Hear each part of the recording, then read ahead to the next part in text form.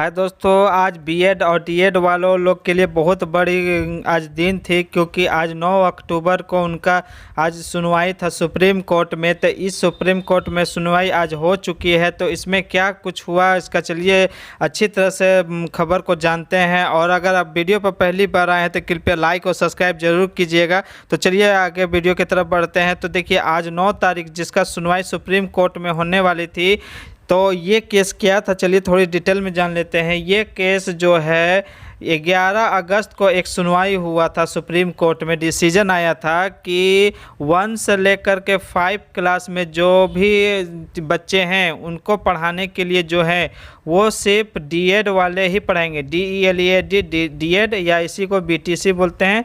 तो ये जो बीटीसी और डीएड वाले जो हैं वही पढ़ा सकते हैं, मीन्स डिप्लोमाधारी जो हैं वही 1 से लेकर के 5 क्लास तक के बच्चों को पढ़ा सकते हैं। लेकिन इसमें जो है ये केस चल रहा था राजस्थान हाई कोर्ट का, उसी का डिसीजन के बिहाफ में वहाँ पर सुप्रीम कोर्ट में केस किया गया था कि ऐसा नहीं, इसमें बीएड वाले को भी किया जाए। क्योंकि बीएड वाले लोग को जो है उसमें ब्रिज कोर्स करवा के जो इसमें पढ़ाया जाता था बच्चों को, क्योंकि एनसीटी के आधार पर इनको नोटिस दिया गया था कि बीएड वाले भी जो है उसमें पढ़ा सकते हैं। नोटिस के आधार पर जो है बहुत सारे बच्चे जो है वो बीएड कर लिए थे। तो उसी के आधार पर ये केस हुआ था। और 11 अगस्त को जो है वो डिसीजन आया था कि बीएड बाहर है इससे, पीआरटी से। लेकिन जब इसमें एक केस और हुआ कि छत्तीसगढ़ में क्या हुआ कि जो एग्ज़ाम हो चुका था उन लोगों का नियुक्ति पत्र दे दिया गया। तो इसी के बिहाफ में और एक केस था बिहार में जो एग्ज़ाम है बीपीएससी के द्वारा कंडक्ट कराया गया। ये जो है फॉर्म भरा लिया गया था, सितंबर में ही भरा लिया गया था। इसी वजह से ये माफ़ कीजिएगा जुलाई में ही, तो उसके आधार पर ही जो है वो एग्ज़ाम जो है कंडक्ट करा लिया गया था। क्योंकि ये एग्ज़ाम के बाद एग्ज़ाम से कुछ दिन पहले ही डिसीजन ये आया था। इसी वजह से तो अतुल जी ने भी बोला था कि मैं एग्ज़ाम ले रहा हूँ, जो इसका फाइनल डिसीजन आएगा एनसीटी का उसी के आधार पर मैं रिज़ल्ट बनाऊंगा। मैं बीएड वालों लोग का जो रिज़ल्ट है वो रोक करके रखूँगा, अभी बनाऊंगा नहीं। तो जैसे ही वहाँ से एनसीटी से लेटर जारी हुआ कि बीएड जो है वो पूरी तरह बाहर है, तो उसी के आधार पर क्या हुआ कि उनका रिज़ल्ट जो है रोक दिया गया। तो क्या इसी बीच में क्या हुआ, के पाठक जी जो हैं यहाँ के शिक्षा विभाग के जो हैं वो चले गए दिल्ली। 25 तारीख को दिल्ली चले गए, 25 सितंबर को। और वहाँ पे एक एसएलपी दायर कर दिया। एसएलपी दायर किया किसके अगेंस्ट? डीएड और बीएड में जो बोल रहे थे कि उनको बीएड वाले बच्चे को भी ऐड करना है, किसमें, ये जो पीआरटी वाला जो वैकेंसी है उसमें ऐड करने के लिए। तो इन्होंने क्या किया, एक एसएलपी दायर कर दिया। उसी का सुनवाई जो है आज 9 तारीख को सुप्रीम कोर्ट में था। तो ये जो सुप्रीम कोर्ट है, अरे ये जो केस था ये चल आया था किनके टेबल पर? ये आया था जस्टिस बोपन्ना के केस के अंडर में ये आया था। जस्टिस बोपन्ना के अंडर में आया। तो इन्होंने सिर्फ ये जो सुनवाई आज हुआ, जो इसका इंतज़ार बहुत लाखों करोड़ों बच्चों का था इंतज़ार, लेकिन ये जो सुनवाई है मात्र 2 मिनट के लगभग में हुआ। इस सुनवाई जो है मात्र 2, इससे ज़्यादा टाइम नहीं दिया गया। ये इसको ज़्यादा महत्व इसलिए भी नहीं दिया गया क्योंकि ये ऑलरेडी प्रॉपर वे से आया हुआ केस था, जिसका ऑलरेडी सुप्रीम कोर्ट डिसीजन दे चुकी थी। इसीलिए शायद जो बोपन्ना जी हैं इन पर ज़्यादा सुनवाई ना करते हुए इस केस को वहीं पर डिस्पोज कर दिए वहीं पर। इसमें डायरेक्ट बोल दिए कि बीएड का जो इसमें सुनवाई हो चुका है पहले वही कायम रहेगा, जो डिसीजन दिया गया है वही कायम रहेगा। मीन्स बीएड जो है वो बाहर रहेगा पीआरटी से बाहर रहेगा बीएड। इसमें सिर्फ डीएड वाले बीटीसी वाले ही अप्लाई कर सकते हैं। तो इसका असर जो है अब कहीं ना कहीं देखिए, जो छत्तीसगढ़ का जो नियुक्ति पत्र बांटा गया है छत्तीसगढ़ में, नियुक्ति पत्र बांटा गया। और एमपी में भी अभी अभी हाल में फिलहाल में नियुक्ति पत्र कुछ को बांट दिया गया।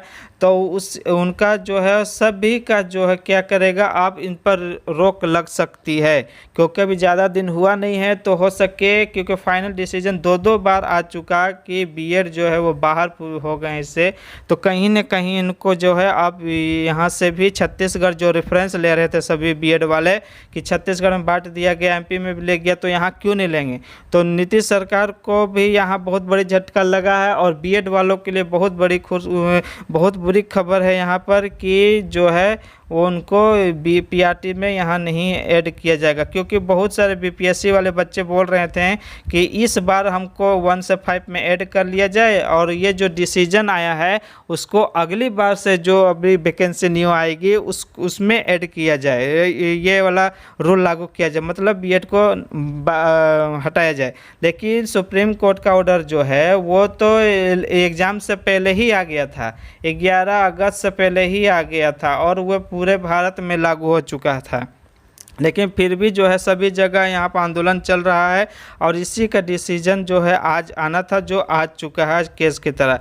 तो दोस्तों, जो बीएड वालों लोग शिक्षार्थी हैं उनके लिए बहुत बुरी खबर है कि अब जो फाइनल है वो अब पूरी तरह से जो है वो बाहर हो चुके हैं सुप्रीम कोर्ट के आदेश के अनुसार। तो अब उनका कोई मत नहीं रह गया है कि वो बार बार एक ही चीज़ को केस करते रहें। ये उनका अधिकार है, जो भी कर सकते हैं। लेकिन मैं तो बोलूँगा कि देखिए, अब ये कानूनी पचड़ा में फंसने से अच्छा है आप अगला तैयारी कीजिए आप, क्योंकि इसी में आपको लाइफ गंवाना नहीं है।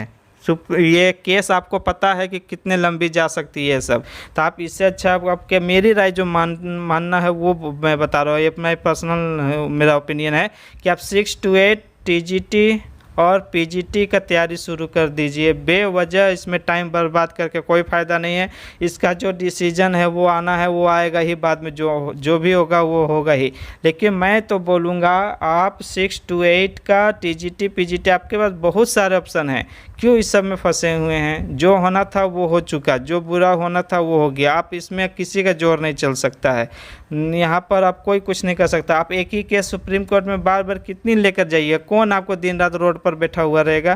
तो मैं आपके साथ खड़ा हूँ, संवेदनशील मुद्दा है ये, लेकिन क्या कर सकते हैं, सभी के जो होता है चलिए अच्छे के लिए होता, मान लीजिए। अब क्या कीजिएगा इसमें, तो आप जो है इसका जो डिसीजन था वो मात्र 2 मिनट के लगभग में चला है, ज़्यादा इस पर कोई वैल्यू नहीं दिया गया है। तो जस्टिस बोपन्ना जो है इस पर केस सुनवाई कर दिया कि इसको डिस्पोज कर दिया इस केस को। यहाँ से उन्होंने बोला कि 11 अगस्त को जो सुनवाई हुआ उसी को लागू किया जाए।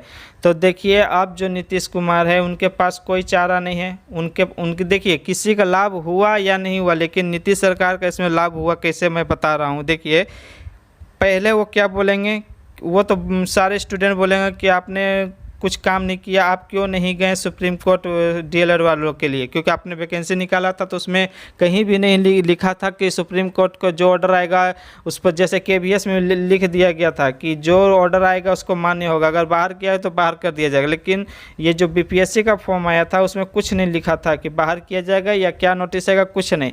इसीलिए वो बचने के लिए इन्होंने अपनी तरफ से एक केस फाइल कर दिया। इनको भी पता था कि क्या होगा, केस फाइल कर दिए। अब ये जीते या हारे इनको कोई मतलब नहीं है, हार गए तो भी फ़ायदा, जीत जाते तो भी इन्हीं का फ़ायदा होता। क्यों? क्योंकि अब ये नाम कमाएंगे कि मैं तो गया था, मैं तो आपके बच्चों के लिए सभी के लिए मैं तो सुप्रीम कोर्ट गया, मेरा तो इसमें कुछ नहीं है, हम तो गए थे। और सुप्रीम कोर्ट जो डिसीजन दिया उसको हम लोग को तो मानना ही पड़ेगा।